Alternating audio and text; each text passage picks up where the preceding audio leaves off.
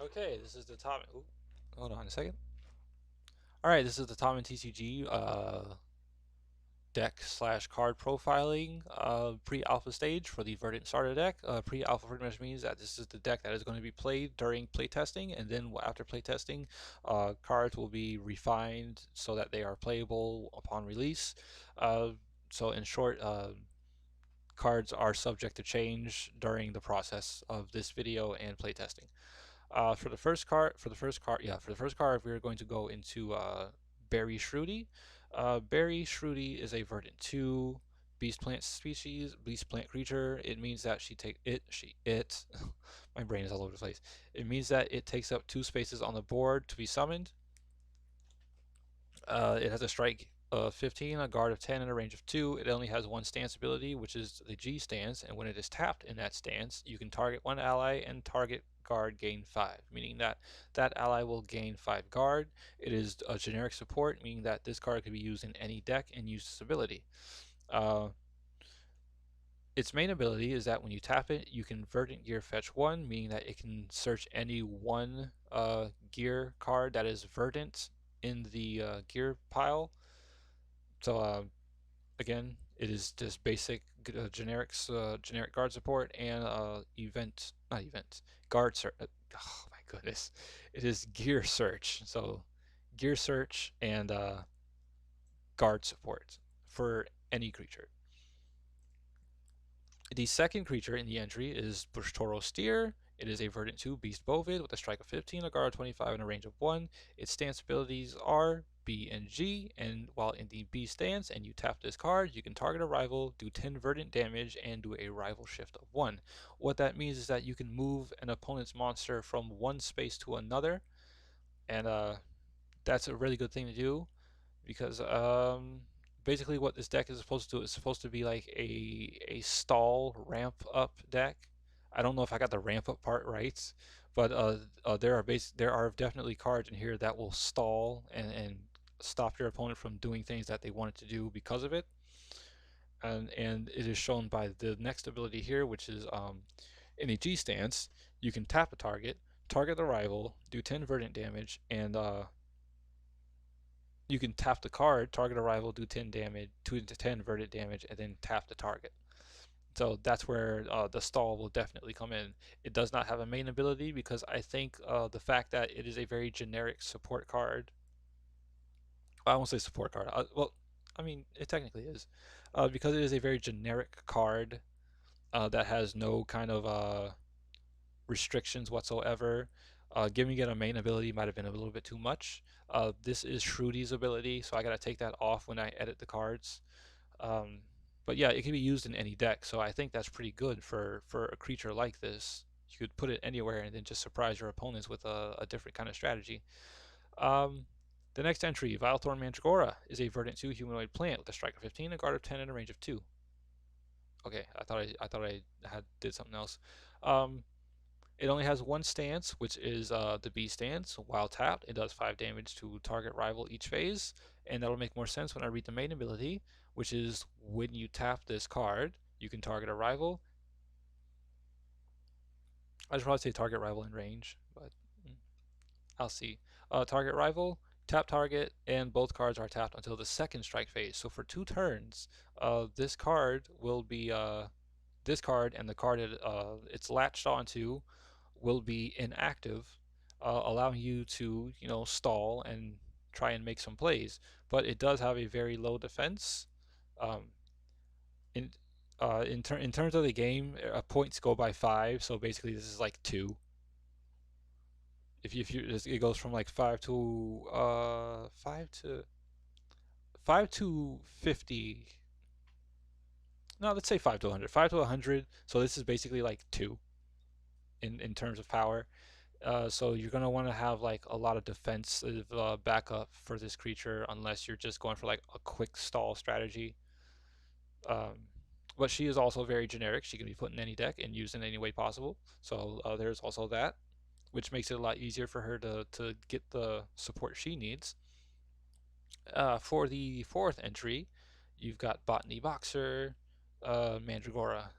quick thing on her name. I named her Botany Boxer Manchegora because she was when I started drawing her, I thought of like a big sister figure for the deck or for creatures in general.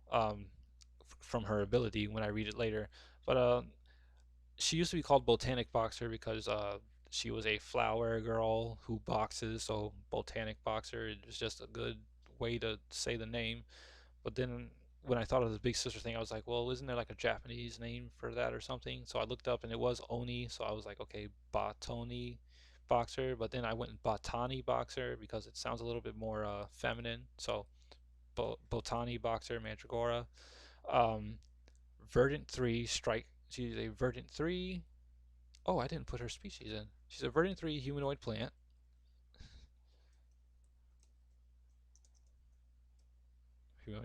Humanoid plant. She is a Verdant 3 humanoid plant with a strike of 35, a guard of 20, and a range of 2. She has 2 stance abilities, and I did not put her main ability in either.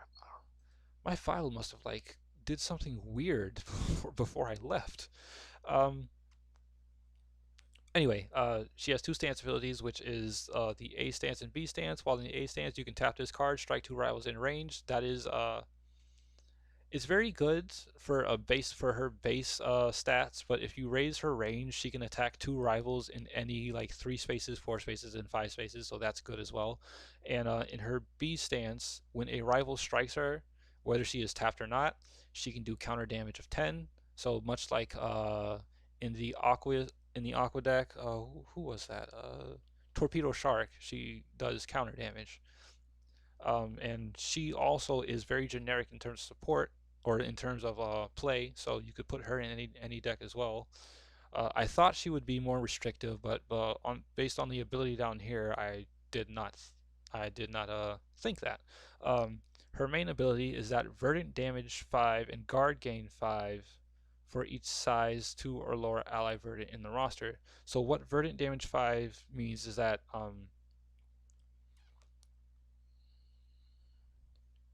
ooh, my throat. So what Verdant damage 5 means is that she will get an additional 5 points of damage for each creature in play, for each creature in the roster that is size 2 or lower, and she will get an additional 5 guard for each creature in the roster that is 2 or lower. So you could pretty much fill your roster with a bunch of smaller creatures up to 5. And let's see, 5, 10, 15, 20, 25. She would have 45 guard and 50 strike?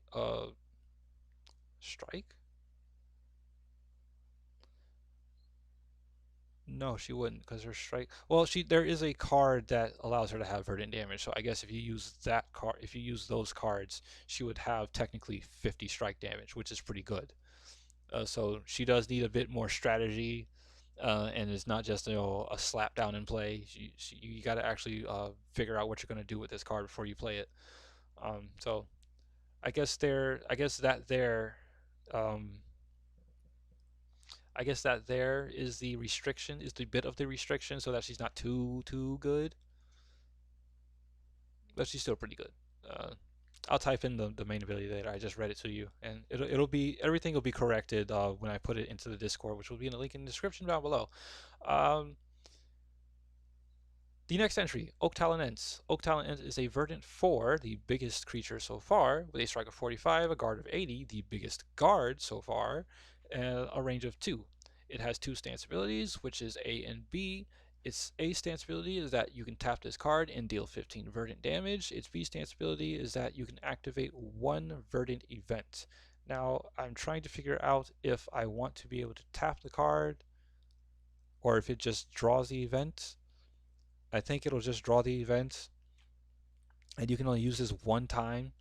I don't know if I don't know if I want to specify that or if I'll just leave it as it is because mm, I mean you can only use an ability once. We will figure that out during play to see if it's too strong or not. Uh, its main ability is Ally Verdant Strike and Guard gain 10. So if you can manage to lower this creature's size and get Botany Boxer onto the field, uh, that's an additional that's additional power right there. Even if you can't get like all five slots filled with weaker creatures, you get like two or three, maybe even four, and then have this creature in these two in play with an event. You have a pretty there's your ramp up right there. There it is. There's your ramp up. Her. Okay. Uh, where was I? 5 damage from Infernus cards. So any Infernus card that does damage, whether it's an event, a gear, or a creature, it does an additional 5 damage to this card because of all the defense it has and because of how powerful it is. Um, but it can also have a guard recovery of 5 each draw phase when damaged while Verdant event is active. So when you have a Verdant event on the field and it is the draw phase, you can recover 5. You can recover up to 5 points. Ooh. Well, actually, you can recover 5 points because you can't recover up to 5 points. The point system goes by 5. Yeah, there. Um, in terms of generic supply, well, one, it's too big, so I don't really see how generic support would happen with this guy. Um, it activates a verdant event, so it wouldn't really be usable for other creatures in other decks because of that. And dealing verdant damage makes it very specific. There are no outside cards from other decks that allow for elemental damage of other elements to do anything. So this card is pretty much restricted to being like a plant only or a plant heavy deck. Uh, but the rest of these guys, they're pretty generic to a degree. Especially this one's generic to a degree. The rest are just pretty generic. Now next one. Oh, hold on. File is saving. There we go. Nope, you're not letting me move. There we go. Okay. Now we're into the gear portion of the deck. The first entry being Bush Barrier. Bush Barrier is a verdant trigger, and just like all the other gear, it has the same all the other barriers. It has the same ability where it negates rival ability or rival damage towards the time that activates this trigger. Um, and if the rival that attack this card is size 0 or 2, you can tap that rival until the next end phase. If the rival is size 3 to 5, you can disgear that rival, which in this game more than likely you will have opponents try to beef up their creatures with gear. So that's a way to weaken them. I don't know if I want to change that to something a little bit more useful, but again, we'll see during test play when I get to that point. The next entry is Broadleaf Blade, which is a Verdant humanoid equip. It is a very generic gear, except for the fact that only humanoids can use it. So as long as it says that the creature is humanoid, any creature of any element could pretty much use this card. Um, that creature gets a strike gain of 10, so an additional 10 points. Uh, the ability of this card is that tap targets damaged by the Tamen equipped with this card receives 10 verdant damage. So oof. What this means is that when one of your rivals, when your opponent's rival creature is tapped and you attack it, it does 10 verdant damage. And then when you have cards that have like verdant damage 5, 10, 15, etc., that means you can do like 15, 20, 35 damage altogether. So it's a pretty good card on its own, but it's a better card when you can really use its elemental oh my god, its elemental damage. The next entry, Oak Shield. Oak Shield is another humanoid equip type gear uh, with a guard gain of 10. So I didn't even realize that. They're like polar opposites. I honestly did not know I did that. So strike gain 10, guard gain 10. Awesome. Um, and just like Broadleaf Blade, it is very generic except for the fact of humanoid. Uh, but the difference in this one is that when the equipped Tommen receives Infernus damage, discard this card. So it's a very weak, just wooden shield, and once it gets very damaged, it's done. Uh, the next entry, Snare Vines. Snare Vines is a verdant trigger, and What the ability does is that you can tap the rival that targets the Tamen that activates this trigger. If the rival is size 0 to 2, tap until the second end phase. If it is 3 to 5, tap until the next end phase. So if it is a smaller creature, you can hold it for 2 turns. If it is a larger creature, you can only hold it for 1 turn. But this is basically a very good way to stun your opponents from doing anything more and trying to regain your ability to do whatever it is you need to do. Uh, Supersede. Uh, hmm. Supersede is a Verdant equipped gear that seems to be very generic, which it shouldn't. Well, actually, because of its ability. Yeah, you could say okay. So I was kind of worried because I was like, oh no, it doesn't say like plant or anything. I was like, oh man, this is very generic. But then I thought about it. I put abilities in here to make sure that it was locked into being restrictive. So here we go. It is a supersede is a verdant equipped tripe gear. It does a strike.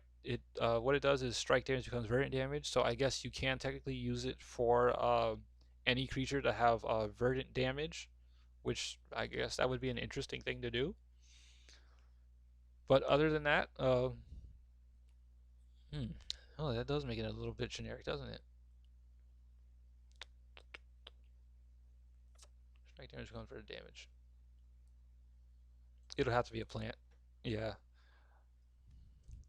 I'm gonna have to make it a plant. I'm gonna have to make it a plant. Or don't have to put plant, just put ally verdant. Verdant strike damage becomes verdant damage. All right, there we go. I wanted to try and keep it generic, but I thought of all the horrible things that could happen if I did that. Not good. I don't want this. I don't want this deck to be too generic. Um, so ally verdant strike damage becomes verdant damage, but that only applies to the creature equipped with the card. Um, You can discard this card, draw a verdant gear equal to the size of the ally. Why did it say he? Of the ally verdant this card was equipped to. So if you put it towards like going all the way back up. If you put it to like Oak Talon Ent or Botana Box or Manchegora or even the rest of the cards, but you want to try these two, you could pretty much draw a new hand from that, which is a really good thing. But that's why this is gonna be like a one of in a deck because that's a little too strong to just get a whole new hand because of that. Um, and gear at that, so like not even creatures, it's gear, so you can use gear like automatically. Um, Shuffle non-verdant gear drawn by this ability back into the gear deck. So if you do manage to put this into a deck that's like more than just verdant, then you put those non-verdant gear back into the deck if you drew them out with that ability, and then shuffle it. Um, So now we go to these size abilities. Ally Verdant size 0 to 2, guard gain 10. Ally Verdant size 3 to 5, guard strike gain 15. So if it's a smaller creature, it gets extra guard. If it's a larger creature, it gets extra strike points. Now we go into the event aspect of the deck. Um, the first one being deep rooting. Deep rooting is a field event and it allows you to target up to 5 ally verdant in play, and targets cannot play, comma. Targets cannot tap. Let me put a semicolon. Target up to 5 ally verdant in play. Targets cannot tap, shift, retreat, or be rostered by Tamen of equal or lesser size. So what this means is that you basically these creatures cannot move off the board. Once they're set there, they're set there. You cannot move them. You you can't move them. Your opponent can't move them. They're set there as long as this card is on the field, which is a good way to keep a good defense. Even though some of these creatures are generally weaker, so you got to keep that in mind as well to keep their defense up, so you can keep your defense up with them. Um, there, uh, there doesn't seem to be a disruption. I gotta figure out what a disruption would be for this card. Um, so during the draw phase, you could draw one verdant gear for each target. Sounds like a good deal. Um, And during the strike, it sounds a good deal to to keep the defense up. And then during the strike phase, you can strike and guard gain 10 for each target, and then verdant damage 10. So this is where the ramp up starts coming in. This is where like you can really get the power going for this deck if you can get this card out. Um, I do need to figure out a disruption just because I need to make it fair. I will figure that out afterwards, and you can again you can go and see that into the Discord once I finish this video. Um, I may put a edit at the end of this, maybe not, because my laptop isn't exactly a powerhouse for doing like mass edits. And the last time I did a video this long, which was with the Aqua deck, it took like an hour and something to finish, just to just to render. So I was like, I don't want to edit stuff and have to do extra work and then start screaming. All right, next entry, Lush Jungle. Uh, it is a field. It is a Verdant field events. Ally Verdant guard gain 10 for each ally Verdant in play. So again, working on defense because that is what these creatures need. They need defense. Um, and again, I don't have a disruption. Oh, I do have a disruption. Discard one ally from the roster. Okay. How did I forget that one? Disruption. Discard one ally from the roster. Now, why would I put that there? Let's see what the rest of this says. During the draw phase, draw two. That's why, because you can draw allies. So you would lose allies if you can't perform it. Uh, so during the draw phase, draw two allies from the main deck. Shuffle non-verdant Tamen drawn by this ability back into the deck. So if you draw, you keep drawing until you get two verdant cards. If you've drawn any other cards that aren't verdant, then you put them back into the deck. You shuffle the deck, and then you go on your way. Um, during During the set phase, ally verdant can be summoned the same turn they are set, which is also why discarding one ally from the roster is a good deal. Because if you're able to summon anything you want at any time, then you should be able to have the hindrance of getting rid of some of the creatures you have in there. Strike. Strike phase, verdant damage 10 for ally verdants. Yes, that makes sense. So any verdant damage that an ally verdant makes, there's additional 10 damage, so like 20, 30, 40, etc. And then ally verdant guard gain 10, so again, more guard support. Solar powered up. Solar powered up is a verdant strike event. Ally verdant strike gain 5 for each ally verdant in play. The disruption is ally verdant guard lost 5 for each ally verdant that fell this turn until the end phase. So basically let me capitalize that. So basically any ally verdant that is sent to the discard pile, um, any ally any ally verdant sent to the discard pile because of something your opponent did, um, that's the disruption, and you will have to lose 5 guard because of it. I guess that's a good deal. Nah, I'll have to see how that works. Um, During the set phase, ally verdant Tommen can be summoned the same turn they are set. Sounds like a good deal. Uh, and during the strike phase, ally verdant strike gain 10 each strike phase. So as long as this card is on the board, every strike phase your verdant Tommen will gain 10 strike, which is again there's the ramp up portion. It's kind of slow though, so strike phase. It is kind of slow, and that's not what a ramp deck is. A ramp deck is supposed to just like get you up there quickly. So I'll see how I can fix that. Ugh, my throat hurts again. It's always at the last point where my throat starts to hurt. Last one, Blossoming Fist.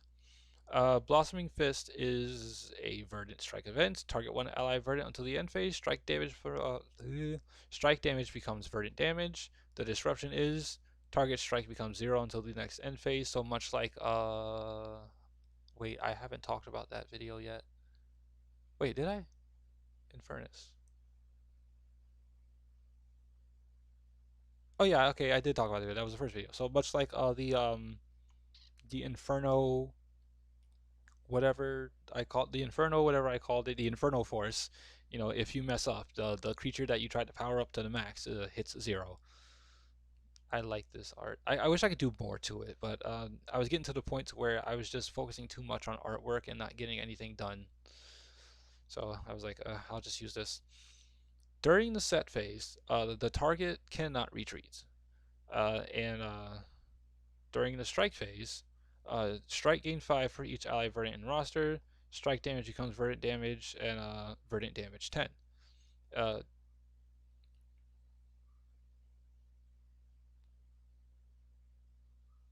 strike gain 5 target for each ally verdant in roster. So this plays on this one's effect, Botany Boxer. So you can pretty much, if you get this right and you have her on the field with this card, you can pretty much double what she does, which is awesome. Okay. So again, there's the ramp up. There's the quick power up. Um, where was I going with this? Striking 5 target each ally in roster. Strike damage becomes verdant damage, and then verdant damage 10. So any strike damage that the creature has becomes verdant damage, and then you add that verdant damage onto the 10. So if it's like 30, again, if it's like 30, 40, then it'll be 40, 50, and so on and so forth. And on the end phase, you are going to discard this card, draw verdant gear equal to the this is a very sensitive mouse. Draw verdant gear equal to the size of the Tamen that used this card. Shuffle non-verdant gear drawn by this ability into the gear deck. And I've explained what that does pretty much. So yeah, that's it for this one. That's basically everything here. Like I said before, there's a few things I got to edit out, or there's a few things I got to change and edit around. But this will be available on the Discord as well. Link in the description. And yeah, this is what, the third? I'm trying to record these all in a day, so I'm getting kind of fatigued doing this, so I can, properly get things done and get things rolling. But this is the third video I've done, including the Infernus one. So we got this one, the Aqua deck, and this one. So now I just have to do Terra and Verdant, or I already done Verdant, Terra and Ventus, and then I will be done for the week. And then next week we can move on to rulings and regulations. We'll move on to rulings and stuff, and then after that, that's when I'll start doing playtesting. But first, I need to see how much my computer can handle to make sure that I can do the can do the proper playtesting based on what I'm going to do, because it can play with cards, but it can only play with so many. So I got to figure out how how many it can handle. But that's it for this one, and I will see you in the next video.